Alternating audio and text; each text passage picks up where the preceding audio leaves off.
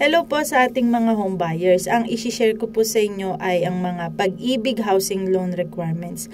Kapag tayo po ay kumukuha ng bahay, karamihan naman po sa atin ay dinadaan natin sa Pag-ibig housing loan. So si Pag-ibig po ay financing institution. So siya po yung magbabayad ng bahay sa mga napili nating developer. Or kung foreclose man yan, so kay Pag-ibig tayo may responsibility, no, when it comes to a housing loan.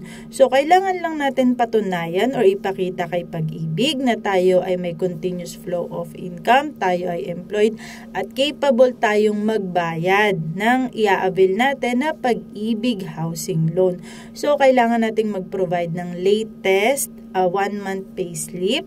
So, doon po nakikita yung magkano yung basic salary nyo and also yung mga mandatory benefits kung nahuhulugan ba ng employer nyo, no?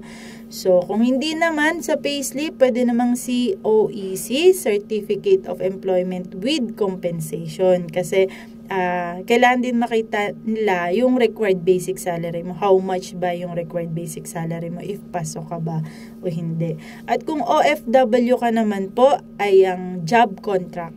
So, all pages, naka-English translate. Okay po. So, doon naman nakikita kung kailan ka nag-start ng work mo, kailan ma-expire yung contract mo, how much you are earning, ano yung work mo, so ganun.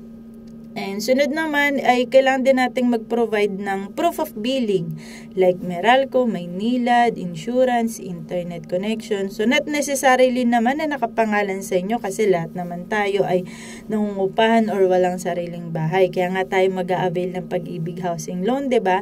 So ang mahalaga lamang ay doon po kayo nakatira para kapag sesendan kayo ng mga letter ni Pag-ibig ay kayo po ang makaka-receive.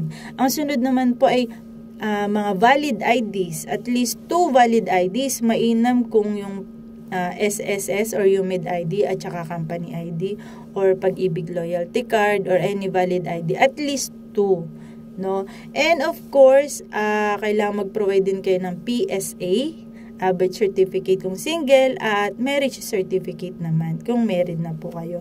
So, ayun pa lang naman ang mga initial requirements. At kung merong karagdagan na requirements na hihingin, ay ipapakita na lang po sa inyo ni Pag-ibig. Pero ang mahalaga, at least kaya nyo pong mag-provide ng mga vital initial requirements para maka-avail na kayo ng Pag-ibig housing loan.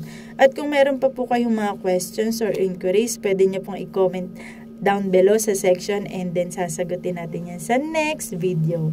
Maraming salamat po. Jessa Apuyo po ng RRCT Realty and good luck sa inyong future bahay.